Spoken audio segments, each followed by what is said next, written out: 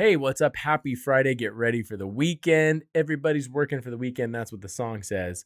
Um, anyway, my name's Daniel from the Buddy Never Die podcast. I'm here with Andy and Austin. Say hi, guys.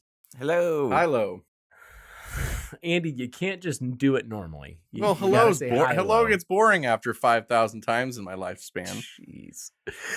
Jeez. All right. Well, hey, guys, I need you to settle a real big debate. Whose responsibility is it to put down the toilet seat? Oh, no. Oh, no. I have a house filled with girls, and I've got a son, and we're in the midst of training. I was trained a certain way.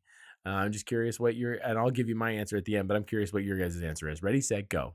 And let's just settle it for all the ladies out there and all the guys who have this debate in their houses. Well, chivalry would say the man. I'm on the side of chivalry, but do it quietly. That's what I'm working with my son on. And my daughter, too, if my son doesn't do it. But the sound of a toilet seat slamming down, you might as well explode 2 expensive glasswares into my ears when that goes down. It's just so yes, it's the men's, but whoever's doing it, do it quietly. For Pete's sake, I'm in the living room reading my newspaper. Please.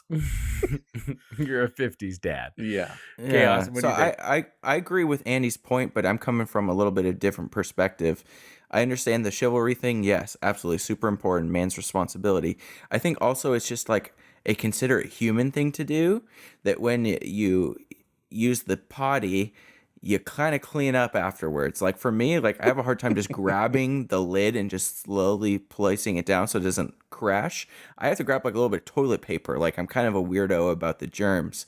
Oh. If I walk into the bathroom and I have to do that, it's just like, yeah, I'm like cleaning up after you a little bit. Yeah, that's a good point. Okay, so here's I think we're all onto the right answer, and I'll sum it up because I've thought long and hard about this. Whose responsibility is it? It is anyone's responsibility who changes this natural state of the toilet. So we have to agree on what is the natural state of the toilet. Lid closed. Yeah. So we got 2 lids. We've got a lid that caps it, right? So, and then we've got a seat. Seat down is the natural state of the toilet. It's low for a reason. It's meant to be sat on. So that's the neutral state. So anyone who changes the neutral state, it is their responsibility to put it back. So people don't have to touch it. The goal is you don't have to touch it.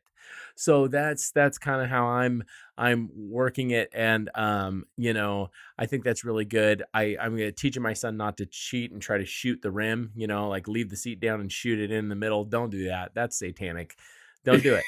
And I've met guys that do that, and it makes me so angry. Oh yeah. And if you're in a little bit of tiff in the house with guy girl who shuts or who closes it, who lifts it up, after you leave the bathroom, put both the lid and the rim down so that the girl has to do some work too. She has to lift the lid because no one's sitting straight down on top of that thing. So that's a little ribbing way to get back at him if you need to. So it's an equality of effort is what you're saying. Yeah, exactly. Natural state is everything's close. So Natural state is lift up both limbs. Both rims, lids, whatever they're called, and put saran wrap on it. And that's the natural state. So exactly. anyone who goes drain the water out of the tank. Drain the water. There it goes. Oh, here's a great tip. I hope they listen to this. Did you know that you can empty the water out of the toilet bowl with this one little trick? It's called a siphon. And I'm not talking about don't suck the water out with a hose.